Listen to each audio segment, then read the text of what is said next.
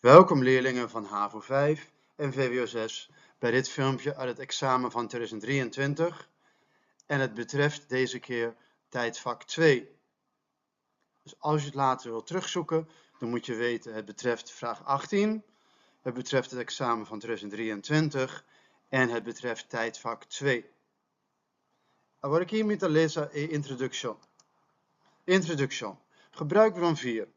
De Eerste Wereldoorlog heeft een verandering in de positie van de vrouw gebracht voor wat betreft het man-vrouw rolpatroon. El patrón de rol masculino-femenino de sociedad. E contesta. E pregunta. Vergelijk de twee plaatjes in bron 4, die je hier kunt zien, met elkaar. Geef een omschrijving van de positie van de vrouw aan het begin van de oorlog en tijdens de oorlog. E nostra parte durante a Primeira Guerra Mundial. No commencemento di guerra e durante a guerra. E contesta. Doordat veel mannen opgeroepen werden voor het leger, werden de plekken in de industrie waar geen vrouwen werkten, nu ingevuld door vrouwen.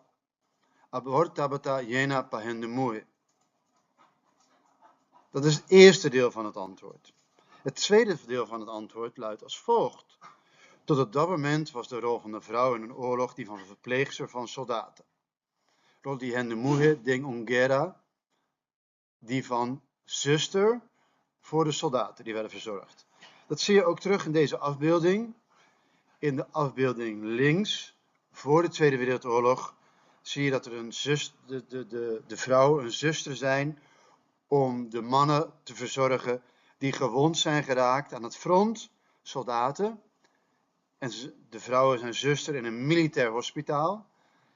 In de afbeelding rechts zie je dat de vrouwen meer werken in een fabriek, in de industrie. Ze werken ook met projectielen of granaten, iets dat eruit ziet als wapens. En ze werken niet met mensen, maar werken dus in de industrie. En ze werken dus in dienst voor de oorlog. In dit geval de Eerste Wereldoorlog. Met de spelen video aqui está klaar. Ayo e take it out.